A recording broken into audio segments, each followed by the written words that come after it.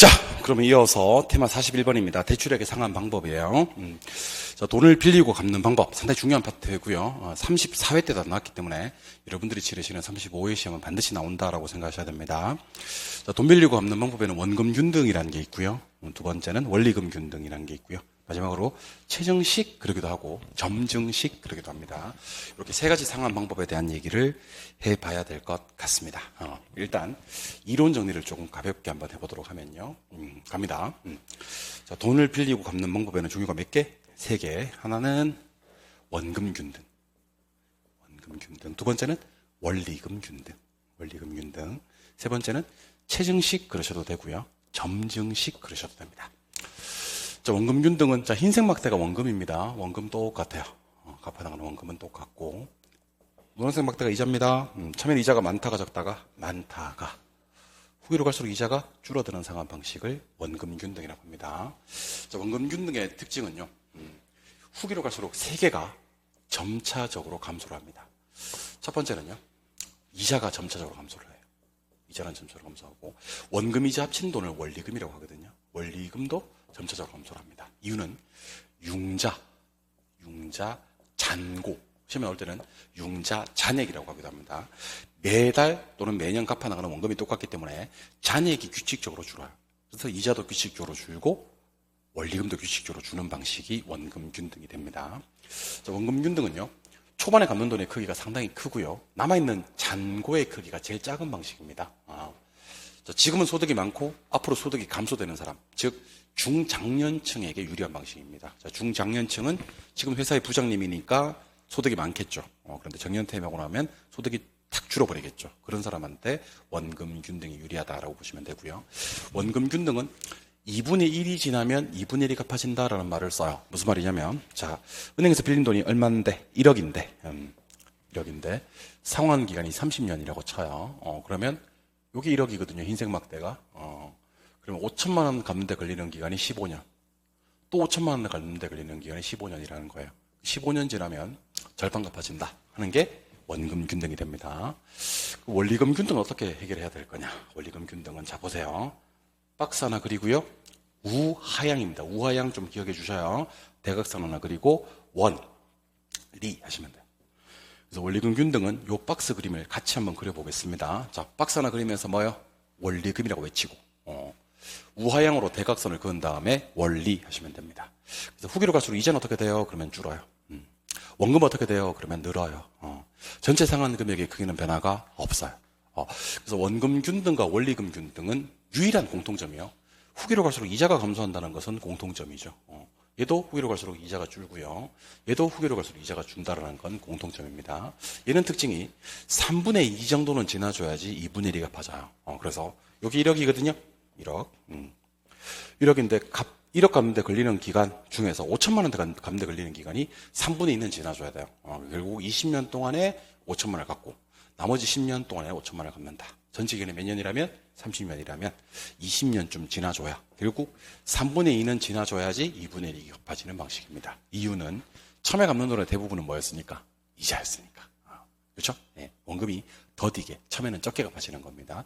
나중에 가면 갈수록 원금이 많아지는 그런 구조예요. 최정식은 초기에 지불금은 낮은 수준이다가 후기로 가면 갈수록 지불금이 점진적으로 증가되는 방식입니다. 그래서 초반에는 돈을 너무 적게 갚아서 부해상환이 발생하기도 합니다. 부해상환이란 건 배보다 배꼽이 더 큰 거. 그래서 처음에 빌린 돈을 융자 원금이라고 하고요, 갚고 남은 돈을 융자 잔고라고 하는데 빌린 돈보다 갚아야 될 돈이 더 많아. 예컨대 1억을 빌렸어. 초반에 병아리 눈곱만큼 갚았어요. 그래서 1년 지나면 1억 500 남아있는 거야. 원래 처음에 갚아야 될 돈을 잔고에다 붙여버리는 거지. 초기에는 빌린 돈보다 갚아야 될 돈이 더 커진다. 그럼 얘는 미래 소득이 뭐 되는 사람한테 유리합니까? 그러면 증가되는 사람한테 유리합니다. 그리고 잔고의 크기는 가장 많이 남는 상환 방식입니다. 그래서 우리 혹시 시험 문제에서 요 세 가지 상환 방식을 비교합시다라는 문제가 시험에 뜨면, 특히 요거 좀 정리해 놓으세요. 자, 잘 보세요. 시험지에다가 원원체 이렇게 써놓는 거야. 원원체 이렇게. 원금 균등, 원리금 균등, 최정식 이렇게 써놓고, 초기에 상환액이 큰 순서 그러면 부등호 왼쪽입니다. 원금 균등이 제일 크고 원리금 최정식입니다. 초기에 상환액이 크면 여러분들 DTI라고 들어본 적 있죠? DTI는 연간 소득분의 연간 원리금 상환액이에요. 부채 서비스에. 그러면 원금 균등은 초기에 원리금이 크니까 분자값이 크니까 DTI 비율이 높게 적용되지만 최정식은 초기 원리금 깎는 돈의 크기가 작으니까 DTI 비율이 낮게 적용됩니다. 그래서 초기에 DTI가 가장 높은 건 누구예요? 그러면 원리금이 가장 큰 원금 균등. 그다음에 원리금 최정식 순수입니다. 그리고 은행에서 가중평균 상환기간이라는 게 있거든요. 영어로는 duration이라고 하는데 duration, 가중평균 상환기간은 은행에서 회수기간, 빌려준 돈을 회수하는 데 걸리는 기간. 원금 균등이 제일 짧아요. 탁팍 회수가 되니까. 그다음 원리금 균등, 누가 제일 길어? 최정식이 제일 길어. 그래서 잘 들어. 초기 원리금의 크기 순서, 초기 DTI 비율이 높은 순서, 가중평균 상환기간이 짧은 순서, 그러면 부동 왼쪽. 그러면 돈을 갖고 나서 남은 돈을 융자잔고라고 하거든요. 융자잔고가 많은 순서, 그러면 반대. 잔고가 많으면 이자가 많아져요. 남아있는 돈이 그렇게 많기 때문에 은행에다 갖다 바치는 총이자 상환액 또는 누자권리금 상환액이 큰 순서, 그러면 부등호 오른쪽 이렇게 하시면 됩니다. 잔금의 크기 순서. 그리고 혹시 문제 풀다가 이 만기 일시상환이라는 표현이 뜨는 경우가 있거든요. 만기 일시상환.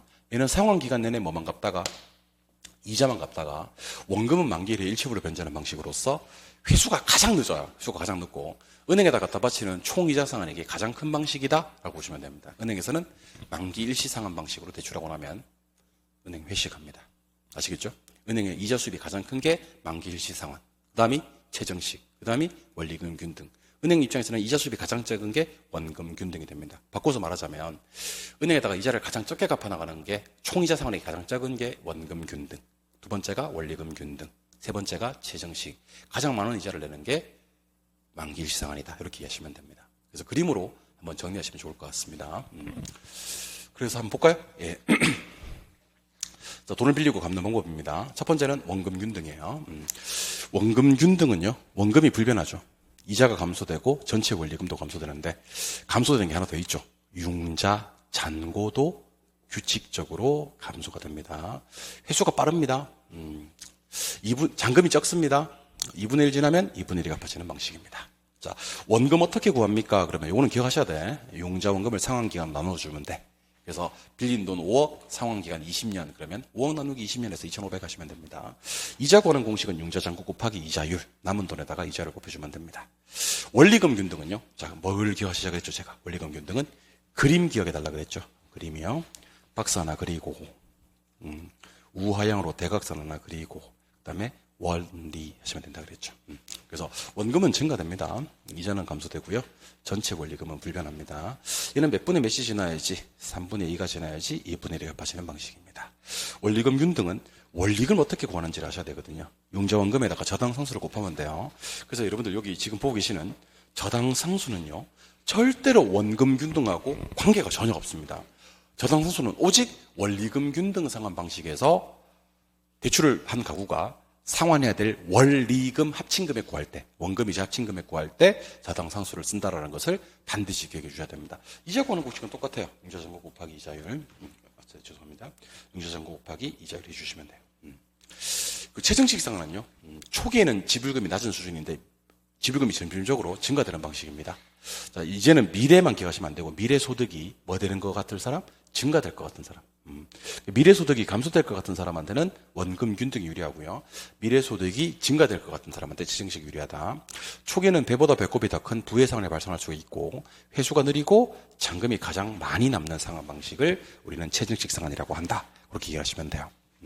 그래서 자, 초기에 원리금 상환액이 큰 순서 뭐 세팅해놓고 원원체 세팅해놓고 초기 원리금 상환액, 초기 DTI 비율, 가중평균 상환기간이 짧은 순서 그러면 부동호 왼쪽 하시면 되고요.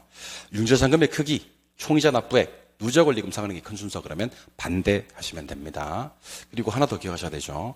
만기 일시상환 방식, 이것도 한 번씩 시험 지문에 떠요.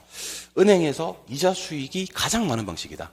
그리고 얘는 만기가 돼야지, 원금은 조금 더 회수가 안 되니까 만기가 돼야지 회수가 끝나니까 가중평균 상환기간이 가장 길다라고 하시면 됩니다.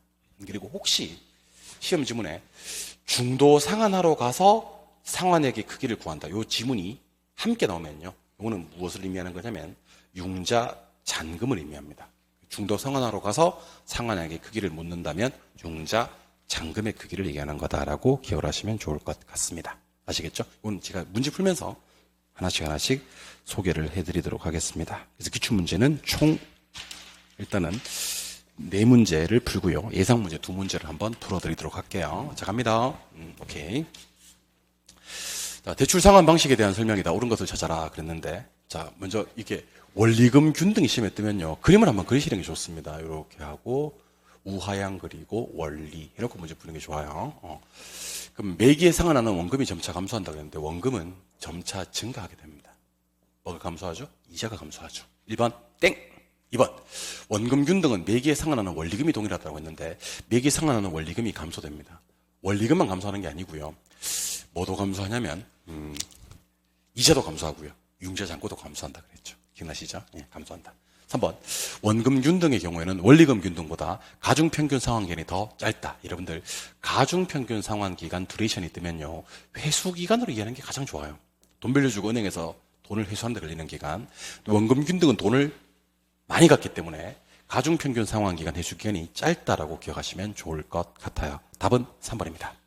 4번, 최정식, 조심하셔야 되죠. 최정식은요, 장래소득이 줄어들 것으로 예상되는 차입자한테 적합하다. 이거는 원금 균등에 대한 설명이고, 장래소득이 증가될 것 같은 사람한테 최정식이 유리하다라고 해야 되겠죠. 5번, 만기 일시 상환 방식. 여러분들, 그 어떤 상환 방식보다도 만기 일시 상환 방식은요, 대출 금융기관의 이자 수입이 가장 늘어나는 방식입니다. 그래서 암기할 때는 만기 일시 상환 방식으로 대출해 주셨을 때는 은행 직원들 한우 투풀 회식합니다. 아시겠죠?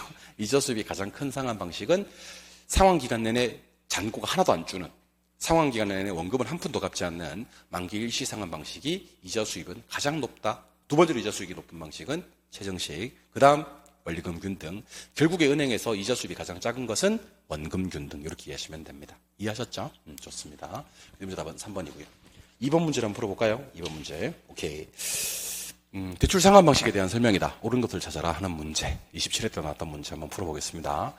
원리금 균등 상환. 자, 시험 문제 풀다가 이 원리금 균등이 뜨면 묻지도 따지지도 마셔요. 그림 그립니다. 이렇게 원리. 연습하세요. 이자 상환액이 많은 만큼, 감소하는 만큼 원금 상환액은 많다. 증가된다. 이자 감소하는 만큼 원금 는다. 오케이. 1번. 그림 그리니까 완벽하지 않습니까? 완벽하죠? 답은 1번. 끝. 2번, 원금 균등 상환은 원리금 균등 상환 방식에 비해 전체 대출 기간 시, 만료 시 누적 원리금 상환액이 더 크다 그랬는데, 원금 균등은 은행에다 갖다 바치는 누적 원리금 상환액이 가장 작습니다. 왜 작다? 잔고가 팍팍 주니까 이자를 결국에 적게 갚는다. 대출 실행 시점, 초기를 말하는 겁니다. 총부채 상환 비율은 최정식 상환 방식이 원금 균등 방식보다 항상 더 크다. 제일 작아요, 얘가.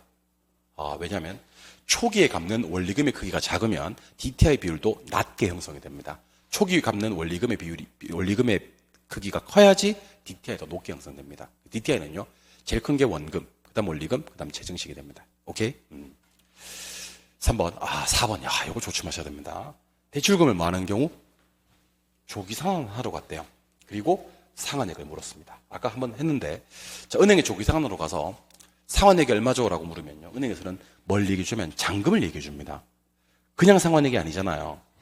조기 상환하러 가서 상환액이잖아요. 조기 상환하러 가서 상환액이 얼마인지를 물으면 잔금을 얘기해 준다고. 근데 주어졌습니다.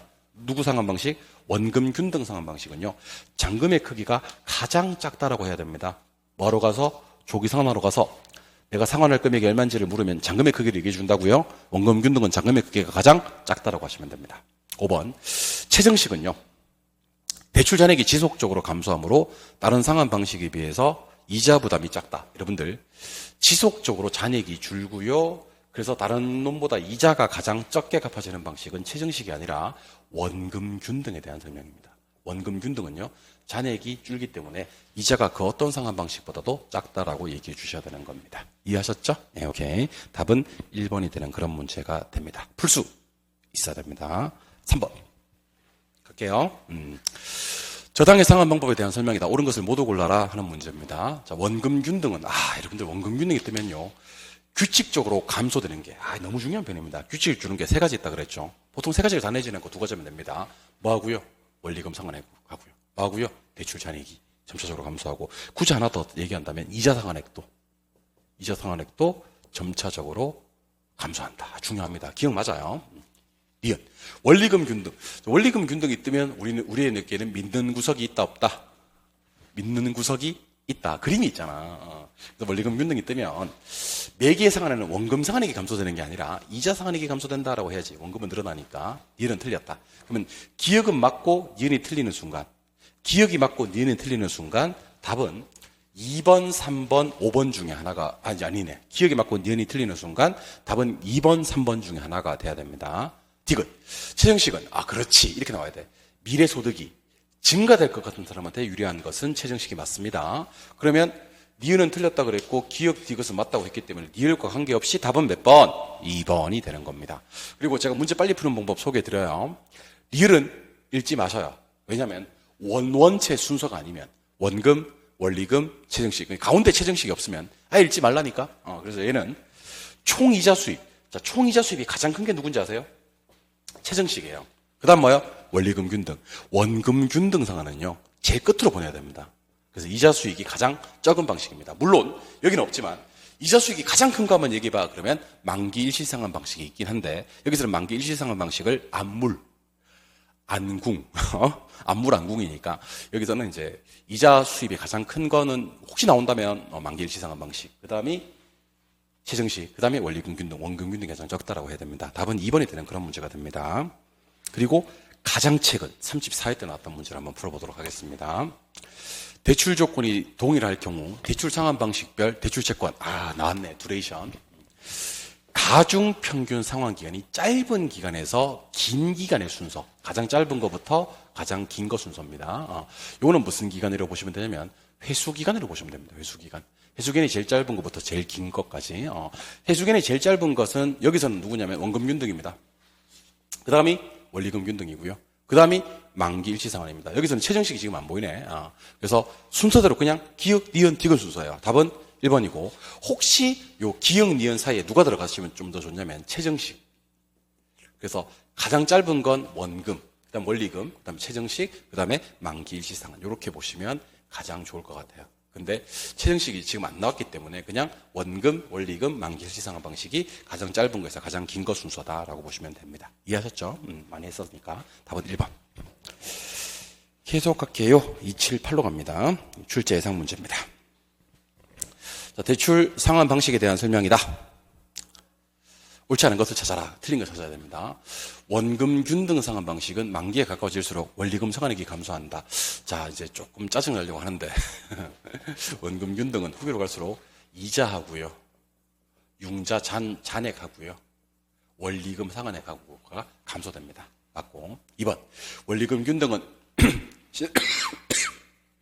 시험에 뜨면 원리금 상환액 중 원금의 비율이 높아진다. 원금의 비율은 증가되는 거 맞습니다. 3번. 대출 조건이 동일할 때 총원리금 상환액, 은행에다 갖다 바치는 돈은요, 원금 균등이 따른 방식보다 뭐하다? 작다라고 해야 됩니다. 얘가 총이자를 제일 적게 냅니다. 답은 3번. 차입자 소득이 변동이 없는 경우 원금 균등 상환 방식의 DTI는 만기에 가까워질수록 낮아진다. 예, 그렇습니다. DTI는요, 원리금의 크기와 운명을 같이 하거든요. 원금 균등은 초반에 많이 갖고 가면 갈수록 원리금의 크기가 작아지니까 DTI 비율도 가까워질수록 낮아지는 거 맞습니다. 4번. 차입자 소득이 변동이 없는 경우 원리금 균등 상환 방식은 총부채 상환 비율 DTI가 일정하게 유지된다. 얘는 원리금이 계속 동일하기 때문에 만기로 갈수록 DTI도 계속 일정하게 유지가 됩니다. 그래서 결국 원리금이 후기로 갈수록 감소되는 놈은 DTI도 감소되고요, 원리금이 동일한 놈은 DTI도 유지된다라고 보시면 되는 겁니다. 아시겠죠? 네, 좀 특이한 질문은 꼭 좀 기억하셔야 됩니다. 답은 3번. 2번. 주택금융에 대한 설명이다. 옳지 않은 것을 찾아라 하는 문제 한번 가보도록 할게요. 1번. 만기 일시상환 방식은 대출 만기 때까지는 원금 상환이 전혀 이루어지지 않기 때문에 매월 내는 이자가 만기 때까지 동일하다. 예, 그렇습니다. 얘는 이자가 똑같아요. 왜 이자가 똑같냐면 원금을 안 갚으니까 잔고가 안 줄거든요. 이자가 똑같습니다. 원금 균등은 초기의 원리금의 지급이 가장 크기에 차입자의 원리금 지급 부담도 초기에 가장 크다. 예, 맞습니다. 원리금도 부담도 어쨌든 가장 큰 게 맞습니다. 원리금 균등은 또 그림 그립니다. 나올 때마다 그리겠습니다. 언젠가는 맞추겠지. 대출 원리금은 동일합니다. 원리금은 동일. 초기는 대체로 원금 상환분은 작고 이자가 크다. 처음에는 거의 대부분 이자입니다. 그래서 원금은 작고 이자가 큰 거 맞습니다. 점증 상환 방식은 초기에 대출 이자를 전부 내고 그런 건 없는데 나머지는 대출로 원금을 상환하는 방식으로 부의 상환이 일어날 수 있다. 부의 상환이 일어날 수 있는 건 맞는데 이자를 전부 내는 게 아니고 초기에는 지불금이 낮은 수준이다가 후기로 갈수록 지불금이 점진적으로 증가되는 방식입니다. 오케이. 답은 옳지 않은 거 4번이 틀렸습니다. 5번. 원금 균등이나 원리금 균등이나 거치기간을 별도로 정할 수 있다. 거치기간이라는 것은 어떤 뜻이냐면요. 이자만 내는 기간을 얘기하는 겁니다. 물론 둘 다 원리금을 다 갚아야 되는 거지만 초기 몇 년, 한 2년, 3년 이렇게는요. 거치기간 1년, 그러면 1년 동안 이자만 내는 기간을 정할 수도 있다라는 겁니다. 이건 뭐 핵심은 아니고 최정식은 이자를 전부 내는 방식이 아니고 초기에는 지불금이 낮은 수준이다가 후기로 갈수록 지불금을 점진적으로 늘려가는 방식을 말한다라는 것을 기억해 주셔야 되는 겁니다. 아시겠죠? 오케이. 여기까지가 원금 균등, 원리금 균등, 최정식 상환 이렇게 세 가지 상환 방식의 뭐요? 이론적인 파트였습니다. 그럼 조금 쉬셨다가는 뭐를 좀 볼 거냐면 방금 소개해드린 원금 균등, 원리금 균등, 최정식 상환 방식의 계산 문제인데 얘는 좀 특이한 게 원금 균등하고 원리금 균등만 계산하시면 됩니다. 최정식은 계산이 필요가 없어요. 계산이 절대로 나오지 않습니다. 원금 균등, 원리금 균등 공식 한 두어 개 각각 상환 방식마다 두어 개 정도 외워놓으시면 요거는 문제를 통째로 외우시는 것도 상당히 중요할 것 같습니다. 좀 쉬었다가 대출액의 상환 방법 계산 문제 들어가도록 하겠습니다. 쉬겠습니다.